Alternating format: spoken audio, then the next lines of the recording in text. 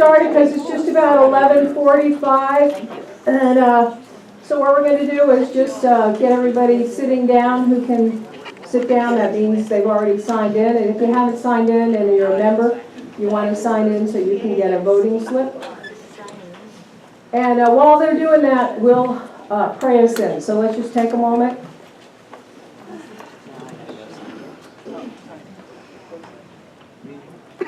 And we give thanks for generosity, and we give thanks for opportunity.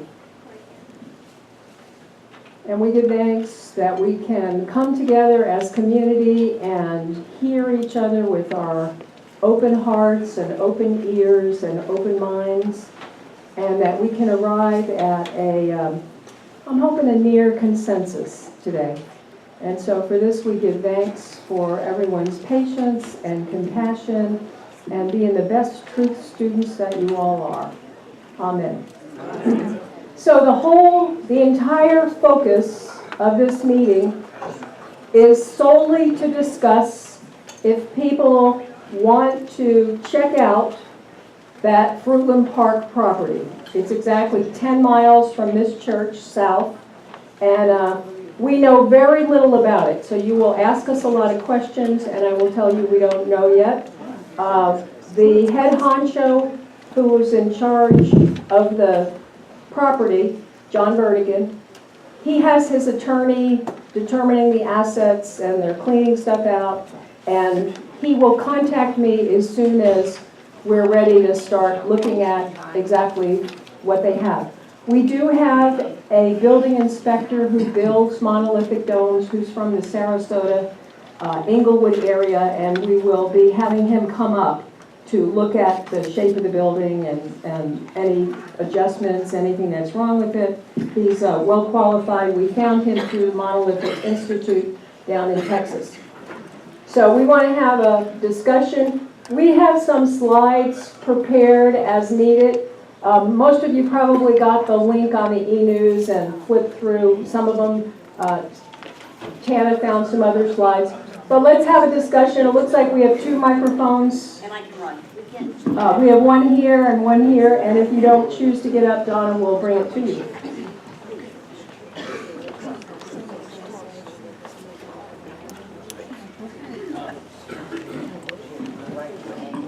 Good afternoon. Oh no, morning. Sorry, good morning. My name's Anne Marie. I talked to a commissioner. There's 3 of them of Fruitland Park this week. And I asked him about the property. He said the mayor, there's a mayor, assistant mayor, and 3 commissioners. And he said the mayor at first was interested in buying that property. He said it's very well built. When they built it, the church said they would open it up in the event of a hurricane or tornado because of the way that it's built. You know, it would survive a hurricane very well. He said it will be for sale. They didn't want the mayor to buy it. They voted him down. And it will be for sale, and he just said he didn't think it would be more than $500,000 because of the property of in Fruitland Park. So that's the information that I got. The amount of land is 4.67 or 4.68 acres. So it's almost 5 acres. It's wooded. It's really, many of you have been out there. How many people have been out there? Yeah, quite a few of you have. It's at, you can Google UCC Fruitland Park or Pilgrim's Church Fruitland Park, and you know, you can find out the address is 509 Highway 468, and it'll take you right to it. Yeah. Thank you. Could you just go over the time frame again, Marge, in terms of when we need to make decisions by?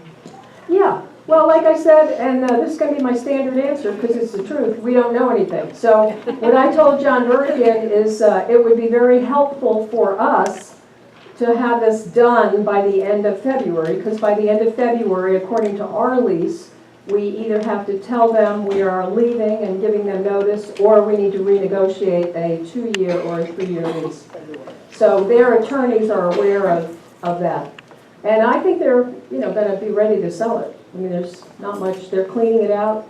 determining the assets, we'll negotiate, and then we will come together again, once we have all the finals. Of course, we'll be giving you those probably on paper, in the e-newsletter, in the monthly bulletin, and we will come together with a vote as to if we, if people vote today that yes, we want to continue to explore it, and then they give us a price and people think it's a good church home, we'll come together and vote on that.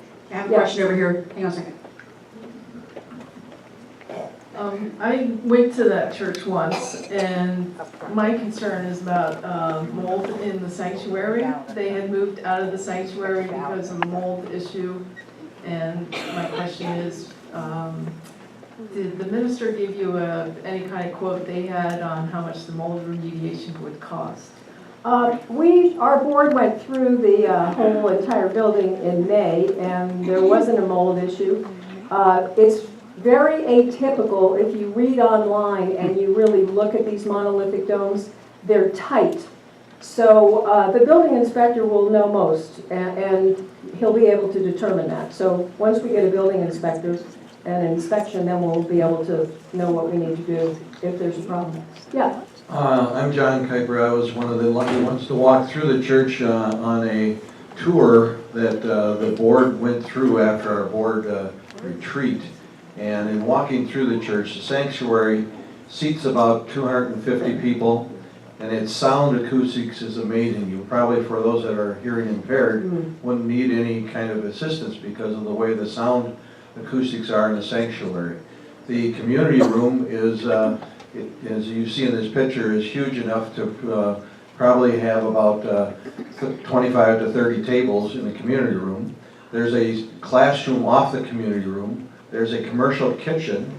There's an office on the main floor. There is a second floor that has additional classrooms and storage on the second floor that could be used for, if we have multiple classes at once between the community room and the first floor classroom, could not handle it, but we could have a youth program on the second floor, or we could have additional classes on the second floor. The problem would be that there is a number of stairs, of roughly 12 stairs to go to the second floor.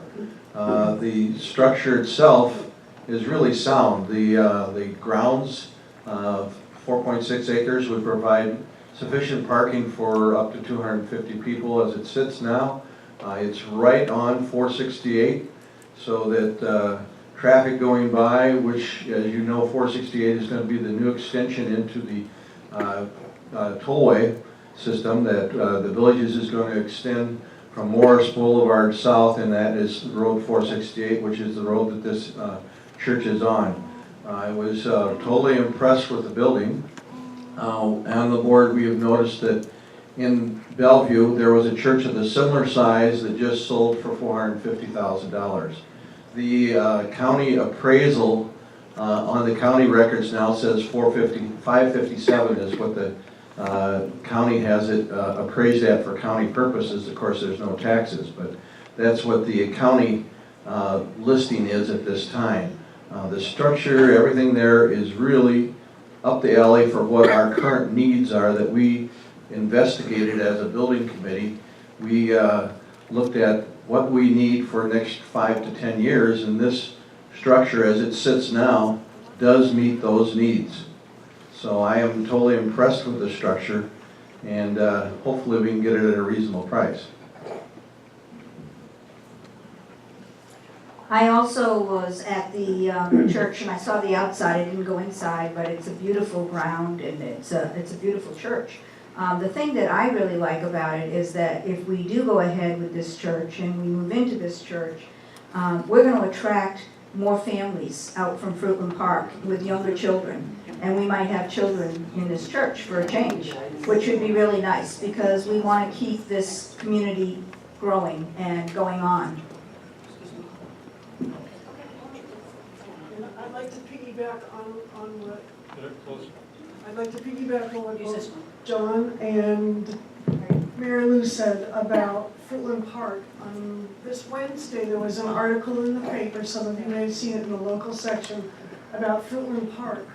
It says their population is expected to double with the new homes and COOs being issued, And they're building a new library there as well. 466A is being widened and doubled in size. Commercial growth is expected to double as well to handle all the new population. And the wastewater treatment plant is being consolidated with that of Lady Lake. So things are moving. The county commissioners, everybody recognizes the growth potential for that area, for the villagers moving to Fruitland as well as ordinary citizens moving to Fruitland.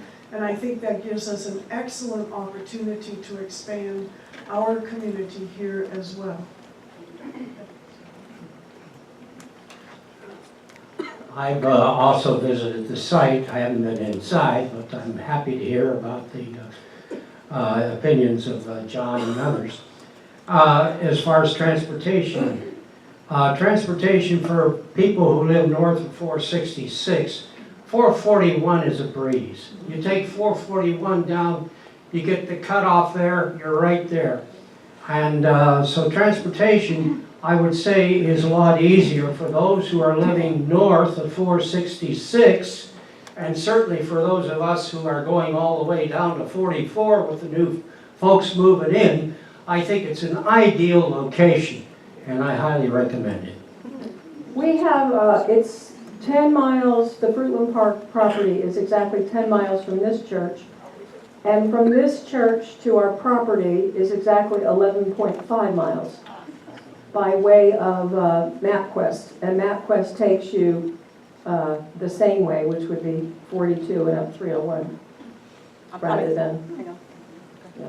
And both are, I think they said 18 minutes to our property and 20 minutes or 19 minutes to the Fruitland Park property. Yeah, just a question. Yes, Todd? Straight on.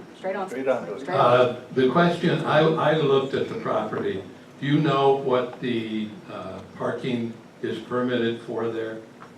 No, but it's in a neighborhood, and there's a big empty lot across the road. So even if people parked on the road, it would be like parking over at that bank, you know, the next. Yeah, the only concern I had was we counted maybe 55 parking places. Oh, how creative were you, Todd? I've been through this before. Well, I mean, Sarasota sits on 5 acres, and they have a pond, they have a labyrinth, they have another massage meeting building that part of the AA rent out, and what else? Playground. Oh, and they have a pond, and they park 250 cars there. So I really, on 5 acres, I think it's quite doable. Right here. Yeah. Sarah, okay. I'm going to be repetitive, but I'm going to be repetitive because I think it's so important. One of our values is diversity. Diversity. If we look at us, we're not diverse. Age, white. Our current model does not really encourage diversity. So if that's really one of our values, I think we have to take that very seriously.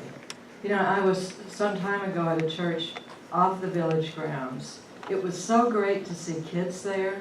It was so great to see people of different colors there. That, you know, our strength really is in diversity. That's where strength is. So I just really want to emphasize that. I think it's so important. Thank you.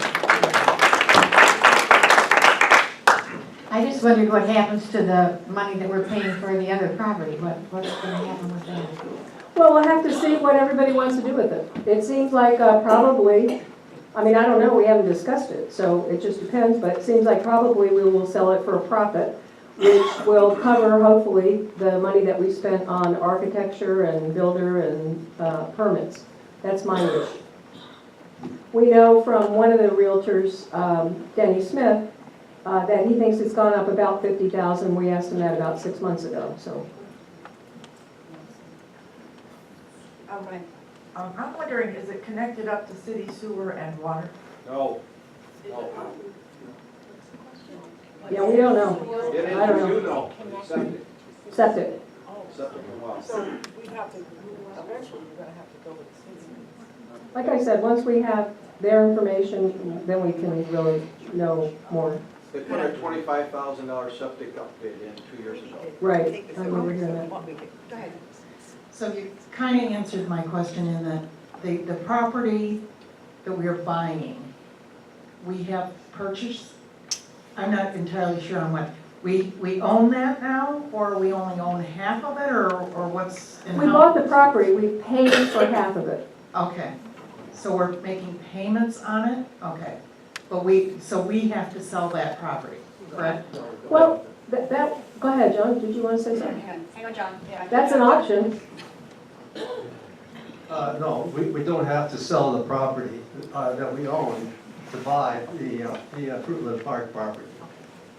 We believe we could pay 20% down, get a mortgage, and do both. That's an option.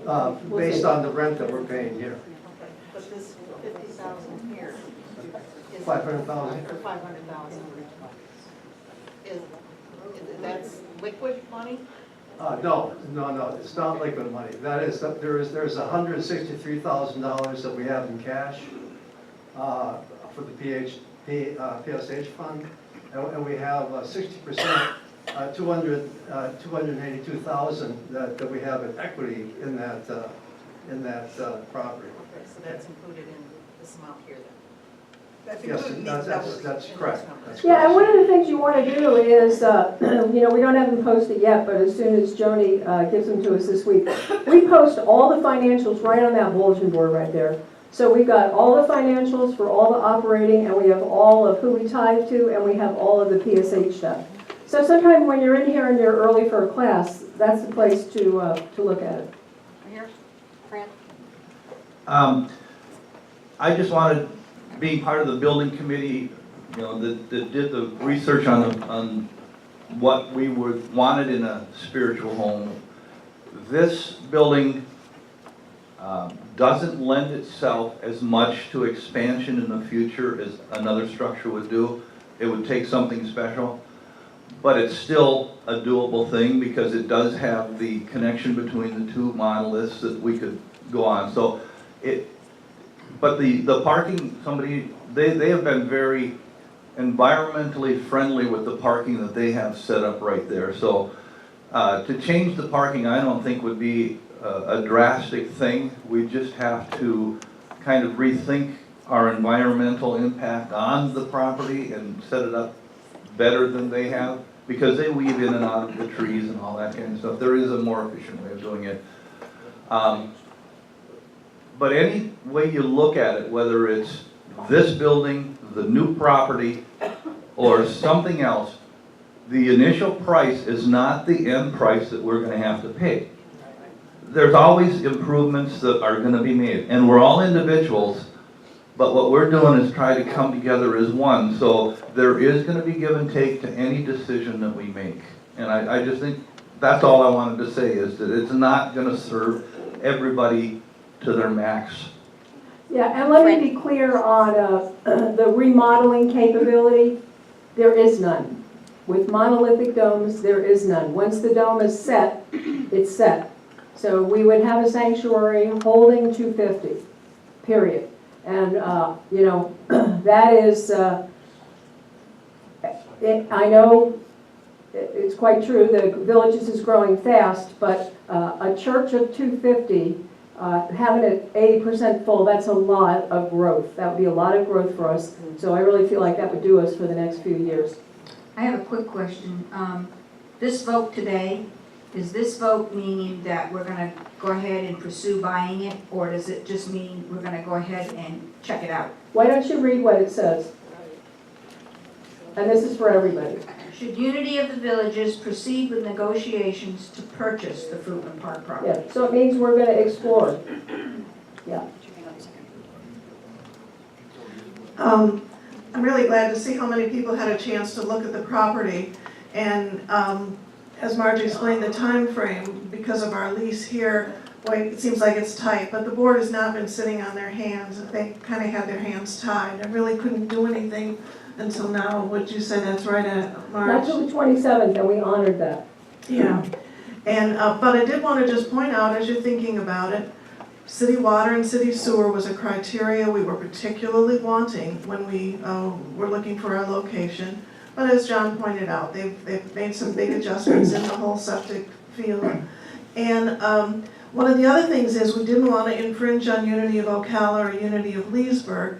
And I wondered if anyone has talked to Unity of Leesburg at all about whether they would feel like we're kind of getting into their The territory. way the rule is you have to be 5 miles away, and it's more than 5 miles away. Not much, but it's more than 5 miles. Is there any possibility of joining forces with them? Well, that's up to them. Yeah. They haven't been approached on that at all. No, I would let them stay independent. I would be more concerned with making sure the UCC people have a spiritual home, their own home, if we get it. Right around the corner from that is Heritage Community Church, which happened to be the home church of our architect that we've been using on the Pine Tree property. And so I had visited there because he was involved in that church. Lots of kids there. That may or may not mean we would get them, but they are in the area. However, United Church of Christ, the reason they closed was because their senior population was dwindling and dwindling. And they didn't really feel like the United Church of Christ on 101 had taken their population. Those are just some things, some information. Just throw it out. Okay, we're going to take maybe 1 or 2 questions, and then we have a kind of a couple slides we'd like to go through, and then we'll come back to the questions. Just for everybody's knowledge. Oh, wait.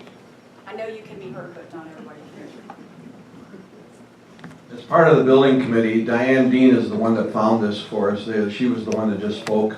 I just need to acknowledge that all her searches of all these churches trying to do something for our PSH fund, this is the results of all her hard work, and it was amazing that she found it.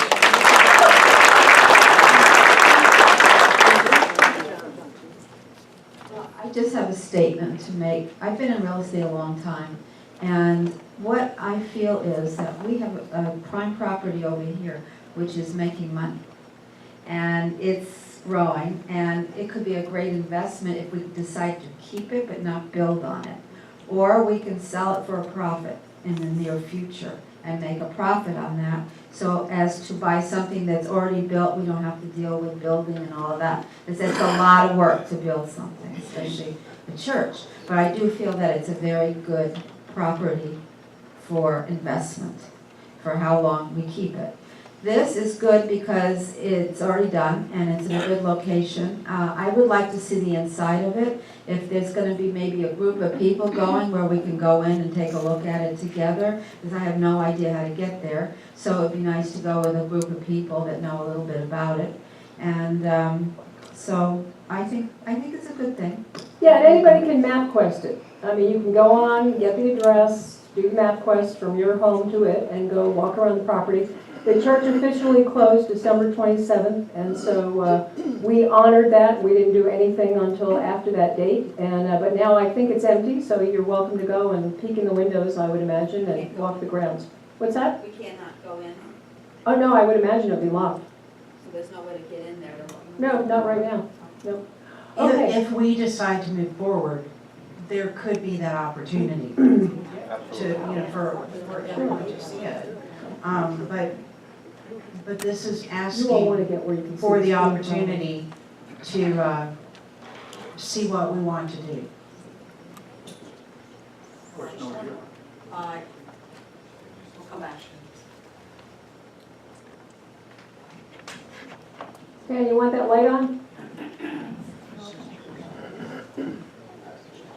Okay, so they just, anybody can read about monolithic domes, but they're really incredible. They're tornado, they're not going to be destructed by a tornado or a hurricane. So they're pretty interesting structures.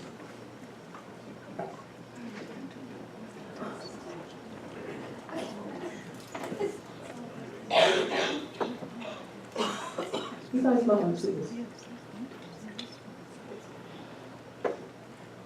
The dome has been a hallmark of church design for millennia. As early as 126 AD, the Great Pantheon in Rome was constructed. The Pantheon is the oldest prototype of a thin-shell concrete dome. The monolithic dome is a high-tech adaptation of the same concept. A domed worship facility reminds congregants of the expanse of heaven, and domes are common in religious architecture. A few of the most notable examples, in addition to the Pantheon in Rome, include St. Paul's Cathedral in London, the Dome of the Rock in Jerusalem, and Hagia Sophia in Istanbul. Some of these required decades to build, but today's technology allows for similar construction in a much shorter time. Spacious and spectacular monolithic dome churches provide near absolute protection from fire, hurricanes, tornadoes, and earthquakes. They are free span. No internal columns are needed for support. Every seat in the congregation has a perfect view. They are also 50 to 75% more energy efficient than conventional structures. All of this is available at no extra premium in construction costs. Generally, the construction of a monolithic dome church costs less than that of a conventional structure of a similar size. And if the conventional church is built to meet Type 2 fire-resistant codes, the monolithic dome, which automatically meets or exceeds that code, will cost significantly less. Legacy Church in Albuquerque, New Mexico, has a new monolithic dome sanctuary that seats 3,000. Their ministry includes televised, recorded services with contemporary music and dramatic presentations. Leland Gray of LPDJ Architects, who designed the church, said it cost about $4.2 million from start to finish. A conventional structure of the same size probably would have cost about $6 million. So they saved $1.5 to $1.8 million. According to members of Pilgrim United Church of Christ in Fruitland. Whoops. Oh, no, I meant, that was the church. I just wanted them to know that was the church.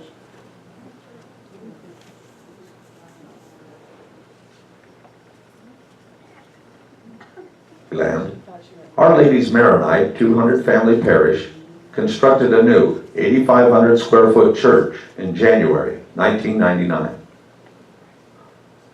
The architect for the project said they strove for an old world flavor. The church is Byzantine in style with characteristics of the Eastern Roman Empire. At Living Word Bible Church in Mesa, Arizona, 3 domes were completed in July 2001. At a total cost of $7.5 million. The first dome is a 2,000-seat sanctuary in which religious services are televised, and concerts, theatrical productions, conferences, and conventions are held.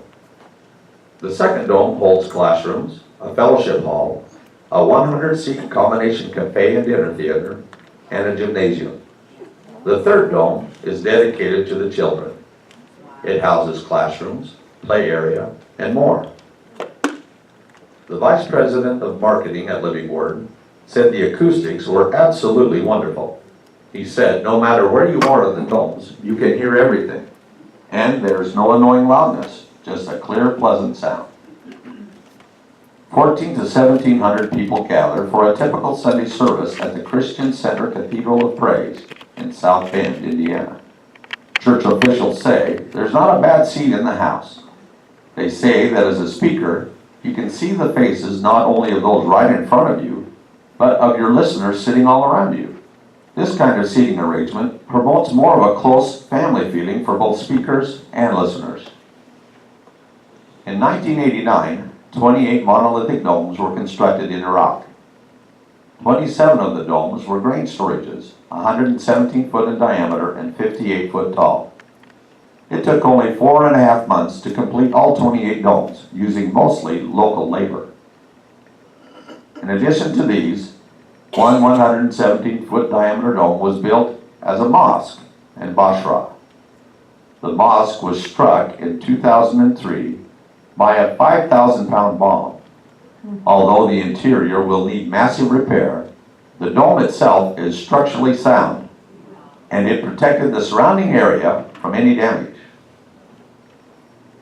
3 days after Hurricane Katrina made landfall in 2005, New Life Family Church members returned to find their building survived the hurricane with no structural damage. This church is now the second tallest building still standing in Biloxi. Faith Chapel Christian Center in Birmingham, Alabama is the largest monolithic dome built today.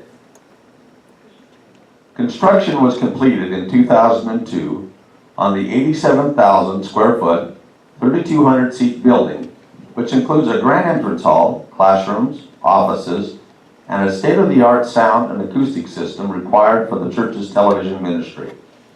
Plans for expansion commencing in 2005 include 5 more domes for a variety of purposes. These domes will house a children's play area, an adult bistro, a youth disco, 2 NBA-sized basketball courts, Okay, you fitness guys got the rooms, idea, right? a platform for youth service. We're gonna go back, and right to where, yeah, because there's a piece in there we missed about the utilities. You And know what number it is? we'll go sort of around 225, 226. It was right where we saw that, we'll go back a little more than probably. Yeah, let's go right there. So just bear with us and for the next minute and a half. Leland Gray of LPDJ Maybe not, Architects, because we were. who designed the church, said it cost about $4.2 million from start to finish. Yeah, no. A conventional structure of the same size probably would have cost about $6 million. So the monolithic dome, which automatically meets or exceeds that code, will cost significantly less. From start to finish.